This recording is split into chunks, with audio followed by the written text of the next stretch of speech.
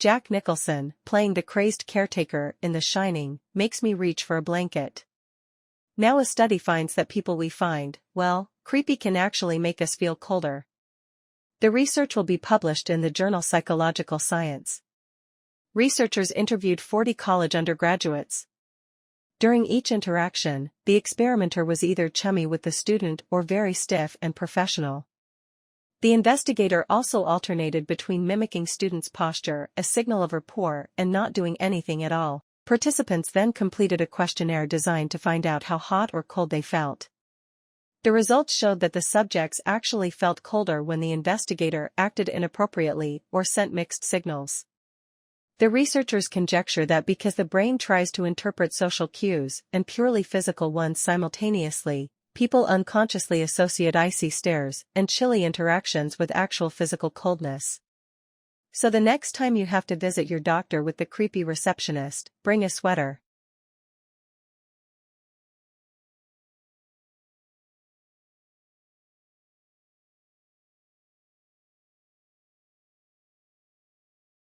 For a company that made its name by building one of the world's most popular social networks, Facebook itself often comes across as, well, antisocial.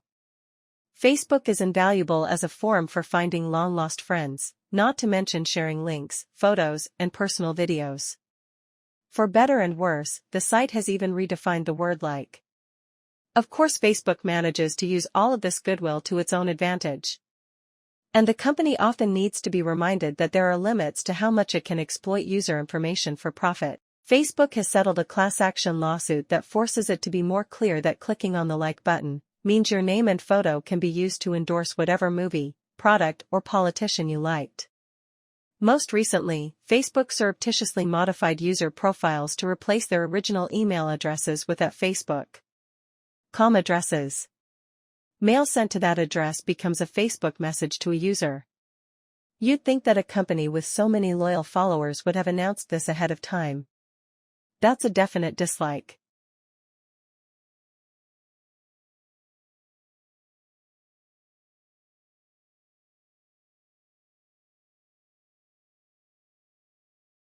Have you ever wanted to turn down the volume at a deafening concert or noisy bar? Envy the whale. A new study finds that toothed whales can reduce their own auditory sensitivity when they expect a loud sound. The work is presented at this week's Acoustics 2012 meeting. Whales and dolphins rely on their responsive hearing to interpret returning echolocation clicks. Previous research suggested that these marine mammals could dull their hearing before uttering outgoing echolocation clicks, which are very loud. Could they use the same coping mechanism for external noises? To find out, researchers trained a false killer whale that a loud noise would always follow a brief warning signal. Then, they attached suction cup sensors to the outside of the whale's head and played the signal. The sensors measured brainwaves that indicated the whale did reduce its hearing sensitivity in expectation of a clamor. The researchers hope to test other species as well. Loud noises from ships can disturb whales. To accommodate marine life, perhaps vessels could emit signals before making a ruckus, warning whales to tune us out.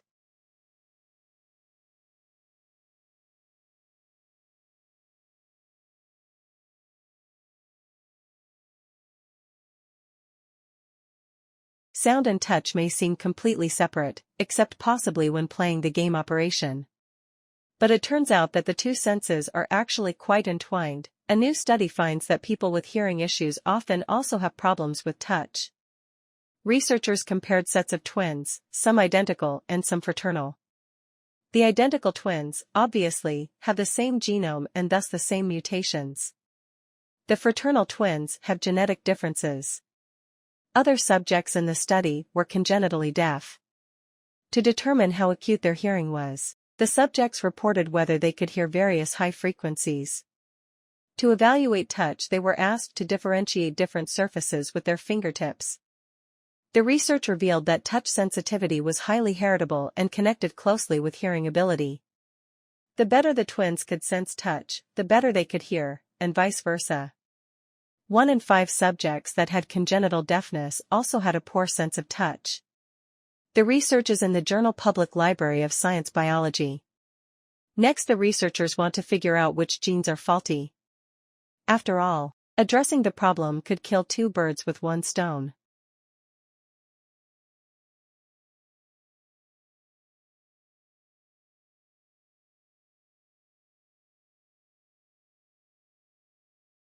Here's a tale of genes, smells, and pigs. Most people have two copies of a gene that enables them to detect a steroidal pheromone called androstenone, which is found in male mammals, particularly porkers. But most pigs in developed countries have been chemically castrated, which means much less androstenone in the meat. So, no strong smell. Now Europe is considering a ban on castration. Might pork from these intact males smell bad to people with the right genes? Researchers recruited 23 volunteers, who were screened for the ability to smell androstenone. Tests showed that those who were sensitive to the compound did indeed have two copies of the gene. And those who did not notice it or did not think it smelled bad mostly had one or no copies. The researchers then challenged the subjects with pork, to which androstenone was added to match levels that would be found in meat from uncastrated males.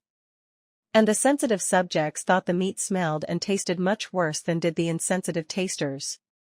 The research was published in Public Library of Science 1. The scientists say ending pig castration could thus make some pork unpalatable to people with the common genes construct.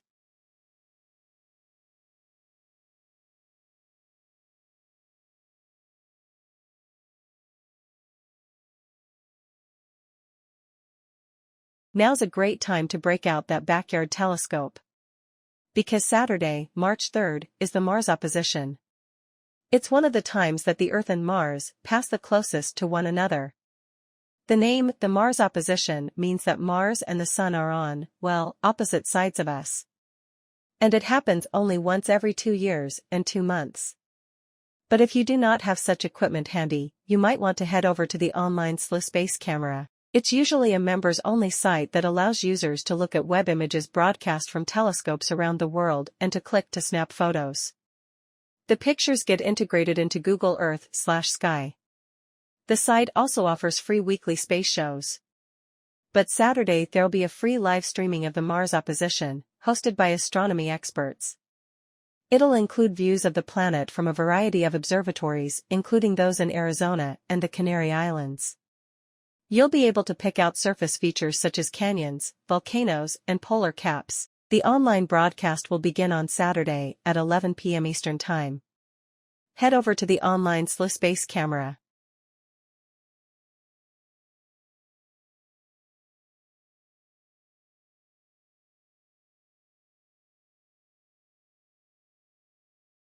If you've ever spent time watching chimps at the zoo, you've probably wondered, what are they thinking? Well, the answer might be simple, could be they're fixin' to hurl a rock at your head. One chimp in Sweden actually hides stones and other potential projectiles, and then acts casual before chucking them at visitors, behavior that suggests an unprecedented degree of primate planning and deception. His duplicity is described in the journal Public Library of Science 1. The chimp, named Santino, had long been known to fling things at annoying onlookers. For years he's calmly gathered stones and chunks of concrete, stacking them in piles, which he visits when some human particularly irks him. But lately Santino has gotten more cunning. For one, he's taken to concealing his arsenal beneath little heaps of hay that he carries out from his enclosure. And his attacks are also more stealthy. Santino used to pitch a fit before pitching a stone. But now he acts all nonchalant, even thoughtfully munching an apple, before letting the missiles fly. The researchers say the data show that chimps are capable of social planning and deception. Unless, of course, that's just what the chimps want us to think.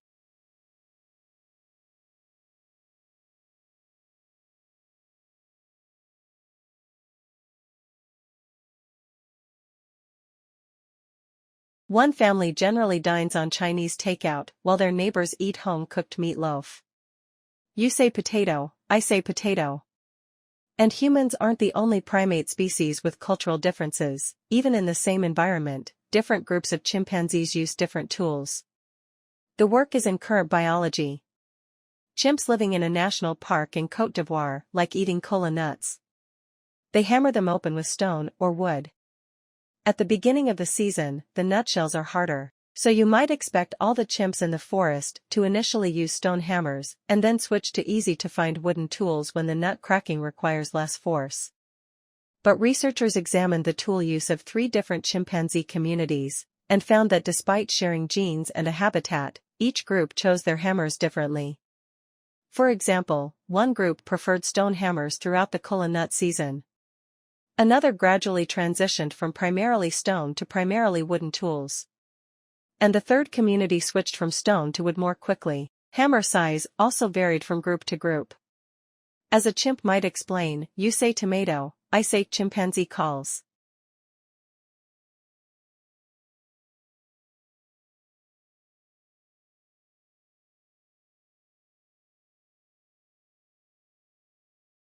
But they also have one of the largest gender pay gaps in sales jobs. Data from the mid-90s show that women made 20% less than men.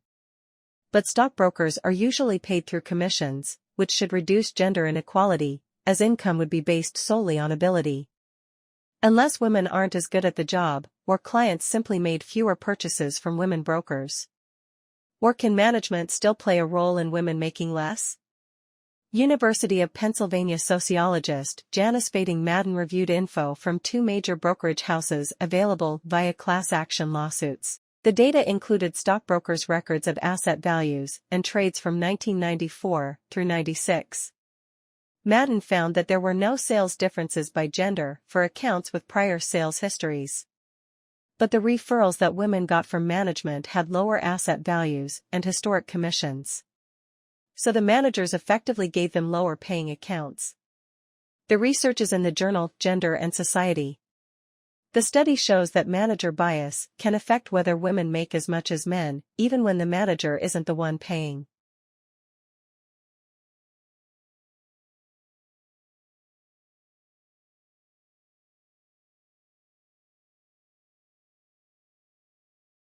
Does your puppy turn his nose up at his own chow because he wants some of whatever it is that you're having? A new study finds that, when it comes to food, dogs recognize human social signals about what's good. The work is in the journal Public Library of Science 1. Researchers let pet dogs choose between 2 plates, one with a single piece of food and the other with 6 pieces. Unsurprisingly, the animals generally went for the larger portion.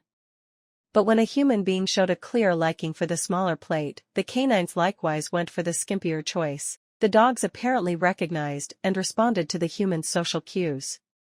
And not all cues were equally effective.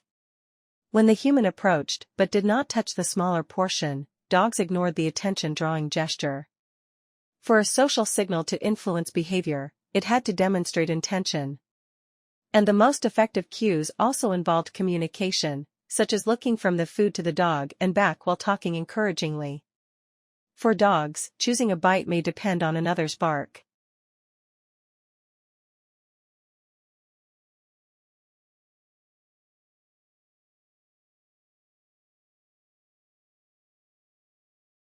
Obese people have higher risks for diabetes, heart disease, arthritis, and injuries in car accidents? Yes, in part because they're far less likely to wear a seat belt. That's the finding of a study out of the University of Buffalo that will be presented at an upcoming meeting of the Society for Academic Emergency Medicine in Chicago. The researchers analyzed data in the National Fatality Analysis Reporting System of the National Highway Traffic Safety Administration. The study included 1/3 of a million drivers involved in fatal crashes. 2 years ago, the research group found that morbidly obese people were 56% more likely to die in a car crash than normal-weight car occupants. The new study revealed that drivers of normal weight are 67% more likely to wear a seatbelt than are obese drivers, which could account for at least part of the increased death risk. The researchers hypothesize that overweight people find belts uncomfortable and difficult to buckle. A weight loss program can address the problem in the long run. An inexpensive seat belt extension can solve it today.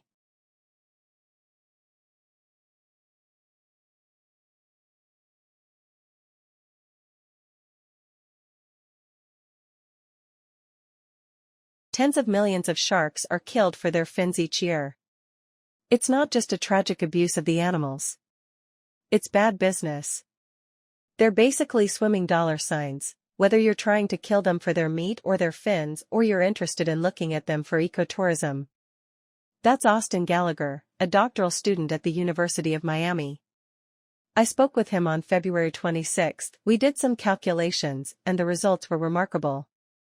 We determined that the average shark was worth about $200,000 over the course of its life. And when you compare it to finning that animal, a one-time extractive use, seeing it for diving is worth about 40% more.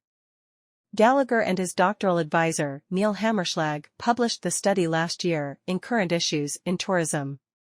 Since this paper came out, I got an email from somebody in Bali just a week ago saying, "We're using your paper to stop illegal harvest of thresher sharks in Bali at a local dive community."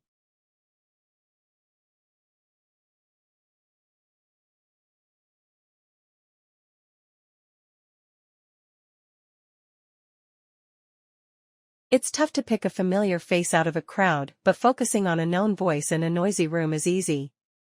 And a new study scanned volunteers' brains to look at how we solve the so-called cocktail party problem. The work is in the journal Nature. Researchers recorded the activity of the subjects' cerebral cortexes while playing them sentences spoken by different voices. First, the subjects listened to individual sentences and reported key features of each one. Then, they heard two different sentences played at the same time, but had to listen to and recall details from only one voice. Each voice drew a particular response from the auditory cortex. And even with an extra sentence playing simultaneously, researchers saw that the cortex responded specifically to the voice that the subject was focusing on. This finding indicates that our brains process sound based not only on the audio input they receive, but also on our listening goals. And it could lead to speech recognition systems that are accurate in crowds even at a cocktail party.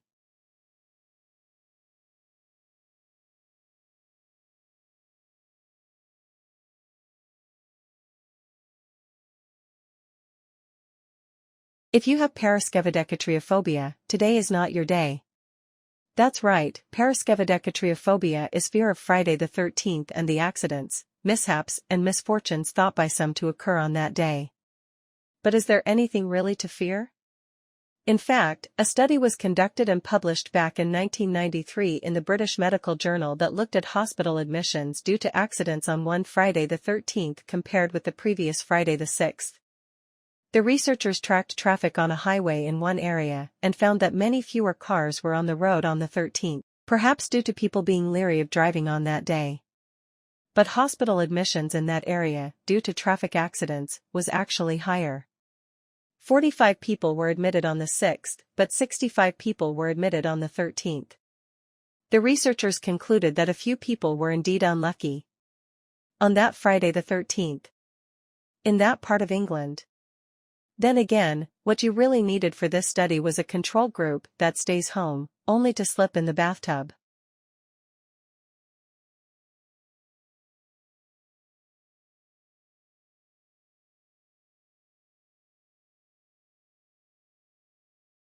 Spring is in the air. And so are those dang insects, hungry for a blood meal. The victim can wind up with a bunch of bites, red and itchy. So what drugs can quench that itch? Maybe none, according to a study in the Drug and Therapeutics Bulletin. Researchers reviewed the literature on a variety of treatments. Topical antihistamines?